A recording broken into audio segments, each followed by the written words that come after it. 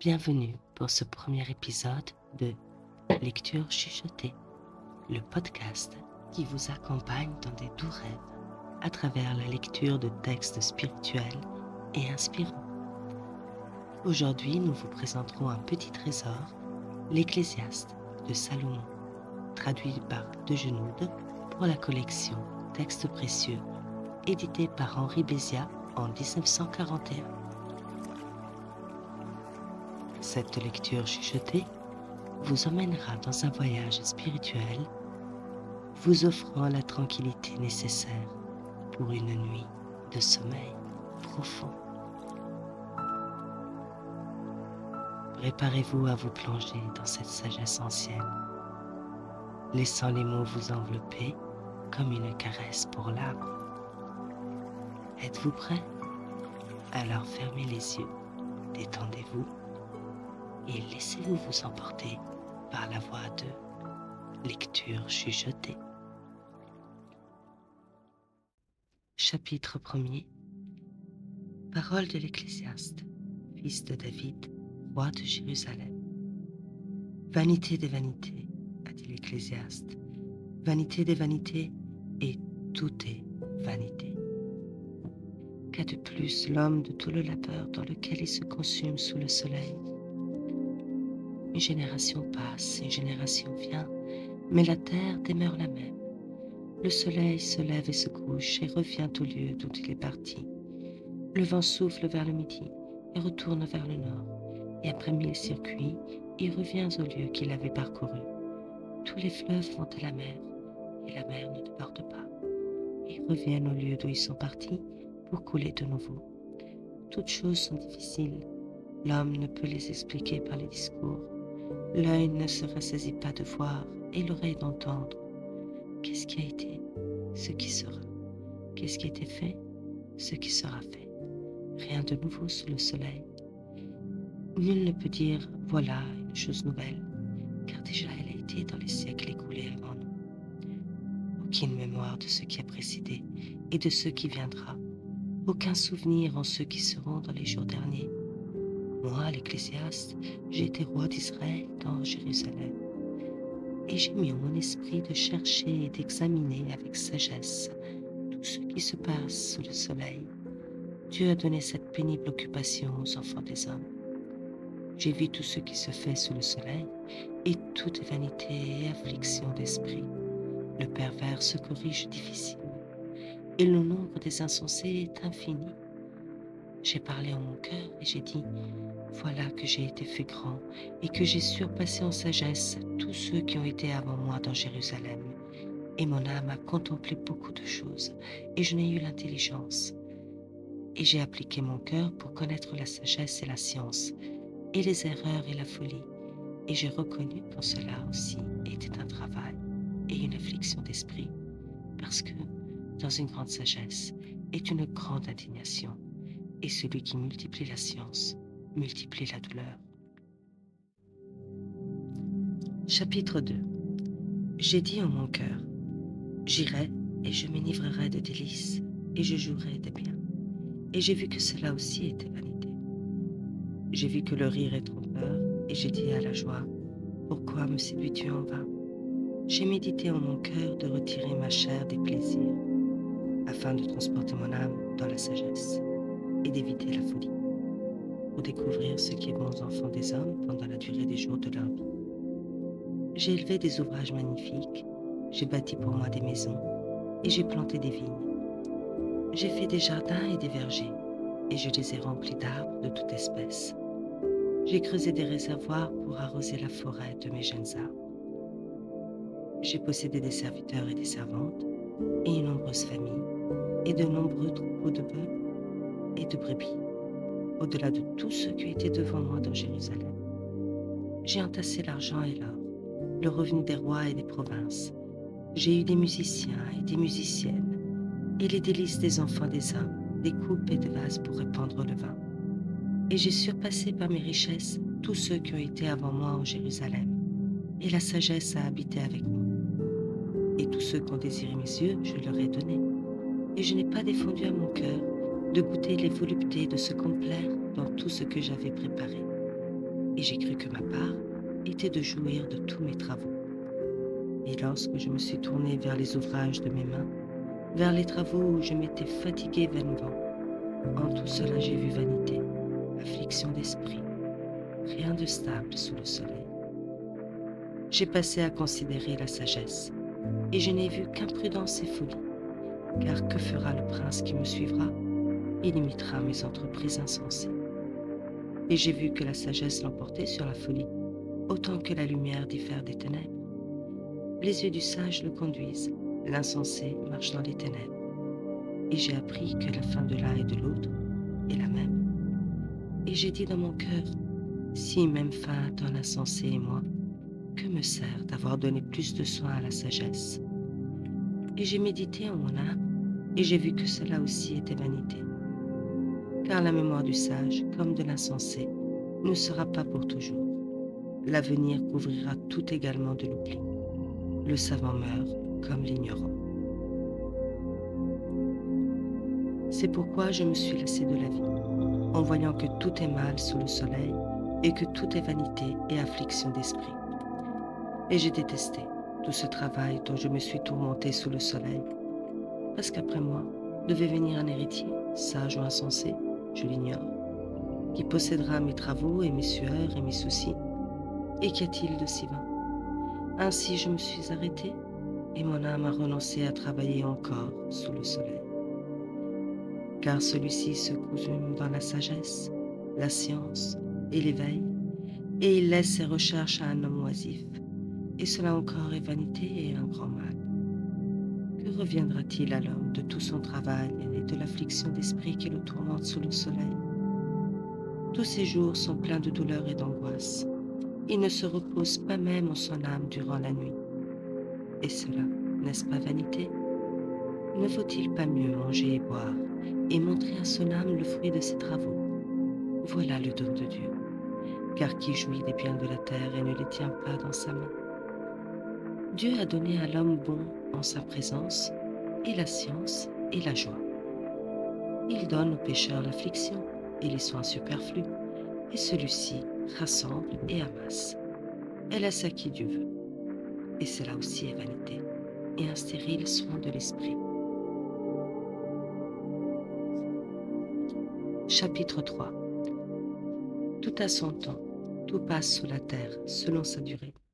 Il est un temps de naître et un temps de mourir, un temps de planter et un temps d'arracher, un temps de tuer et un temps de guérir, un temps d'abattre et un temps de bâtir, un temps de pleurer et un temps de rire, un temps de gémir et un temps de danser, un temps de disperser les pierres et un temps de les rassembler, un temps d'embrasser et un temps de s'éloigner des embrassements, un temps d'acquérir et un temps de perdre, un temps de garder et un temps d'abandonner, un temps de diviser et un temps d'unir, un temps de se taire et un temps de parler, un temps d'amour et un temps de haine, un temps de guerre et un temps de paix. Mais il n'y a pas pour l'homme un temps de recueillir le fruit de ses travaux. J'ai vu l'affliction que Dieu a donnée aux enfants de l'homme pour leur supplice. Dieu a fait toutes choses bonnes en son temps, et il a livré le monde aux disputes des hommes, afin qu'ils ne trouvent pas l'œuvre que Dieu a disposée du commencement jusqu'à la fin. Et j'ai vu qu'il n'y avait rien de mieux pour l'homme que de se réjouir et d'accroître ses biens durant sa vie.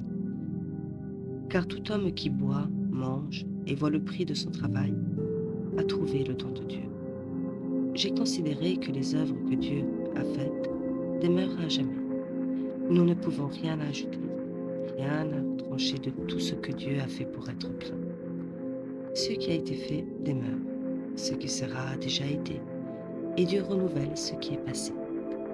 J'ai vu sous le soleil l'injustice à la place du jugement, et l'iniquité à la place de la justice. Et j'ai dit dans mon cœur, Dieu jugera le juste et l'impie, et alors sera le temps de toutes choses. J'ai dit en mon cœur, des enfants des hommes, que Dieu les éprouve, et les fait paraître semblables aux animaux. C'est pourquoi une même mort est à l'homme et à l'animal, et leur condition est égale. Comme l'homme meurt, ainsi l'animal meurt. L'un et l'autre respirent de la même sorte, et l'homme n'a rien de plus que l'animal. Tout est assujetti à la vanité. L'un et l'autre vont au même lieu. Ils ont été faits de la terre, et ils retournent également à la terre. Qui a su si l'âme des fils d'Adam monte en haut, et si l'âme des bêtes descend en bas? Et j'ai reconnu que rien n'est meilleur pour l'homme que de se réjouir en son œuvre, et que c'est là sa part, car qui l'amènera à connaître ce qui sera après lui? Chapitre 4. J'ai tourné mon esprit autre part, et j'ai vu les noirceurs qui se traînent sous le soleil, et les larmes des innocents, et personne qui les console, et leur impuissance à résister à l'oppression et à l'abandon où ils sont de tous. Et j'ai loué les morts plus que les vivants, et j'ai estimé plus heureux que les uns et les autres celui qui n'est point encore né, et n'a pas vu les maux qui arrivent sous le soleil. J'ai de nouveau considéré tous les travaux des hommes, et j'ai vu que leurs projets sont exposés à l'envie, et en cela donc, vanité et soin superflu. L'insensé croise les bras, se laisse dévorer par la faim et dit « Un morceau de pain avec le repos vaut mieux que les 2 mains pleines avec le travail et l'affliction de l'homme. » Et considérant, j'ai trouvé encore une autre vanité sous le soleil. Celui-là est seul et n'a personne près de lui, ni enfant ni frère. Et cependant, il ne cesse de travailler, et ses yeux ne se rassasient pas de richesse. Et il ne réfléchit jamais, disant « Pour qui est-ce que je travaille? Pour qui est-ce que je prive mon âme des biens? » En cela aussi est vanité et une déplorable affliction. Il vaut mieux que 2 soient ensemble qu'être seuls, car ils ont le prix de leur union. Si l'un tombe, l'autre le soutiendra. Malheur à l'homme seul. Lorsqu'il tombe, il n'a personne qui le relève. Si 2 dorment ensemble, ils s'échauffent l'un l'autre. Un seul, comment se réchauffera-t-il? Et si quelqu'un prévaut contre un seul, 2 lui résisteront. Un triple lien est rompu difficilement. Un enfant pauvre et sage vaut mieux qu'un roi vieux et insensé qui ne sait pas prévoir l'avenir. Quelquefois, de la prison et des chaînes, un homme va au trône. Un autre, né dans la puissance, languit dans la misère.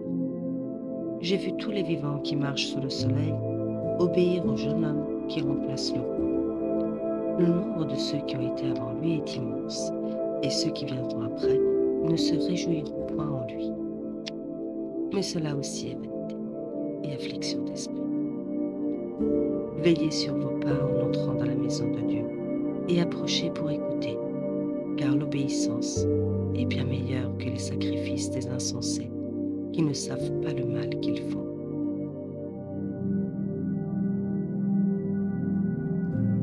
Chapitre 5. Ne parlez pas au hasard, et que votre cœur ne précipite pas sa prière devant Dieu, car Dieu est dans le ciel et vous sur la terre. Que vos paroles soient en petit nombre. Les rêves suivent la multitude des sons, et la folie se rencontre dans les longs discours.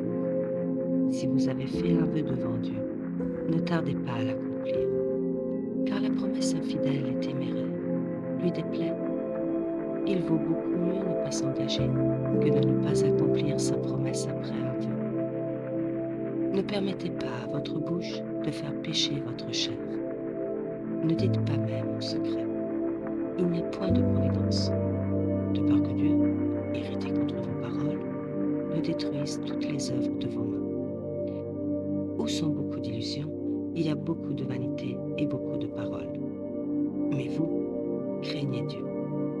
Si vous voyez l'oppression du pauvre, et les jugements iniques, et la justice renversée dans une province, ne vous étonnez pas. L'homme élevé en a un autre au-dessus de lui, et d'autres sont encore élevés au-dessus d'eux.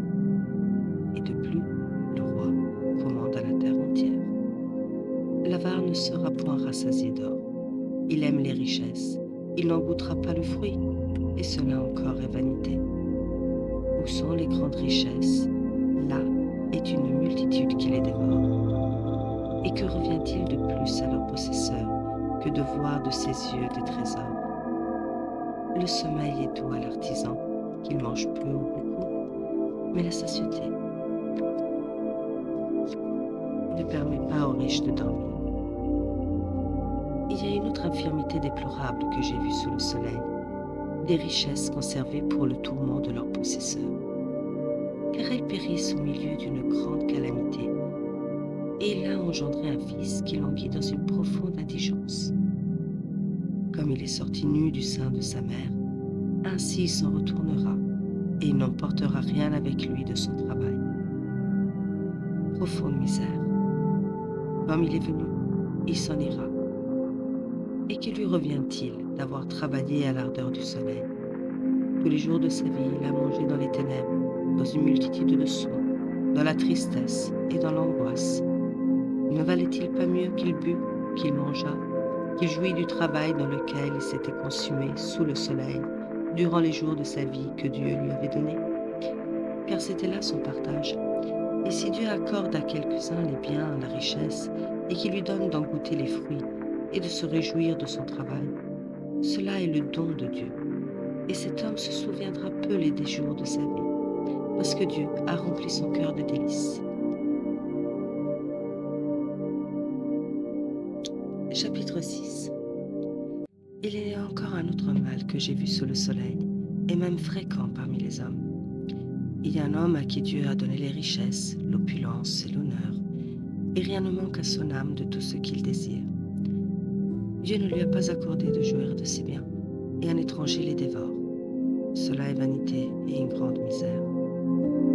Quand un homme aurait 100 enfants, et qu'il y aurait vécu beaucoup d'années, si son âme ne jouit pas de ses biens, et qu'il manque de sépulture, je dis de cet homme qu'un avorton est préférable, car en vain il est venu, et il va dans les ténèbres, et son nom est effacé par l'oubli.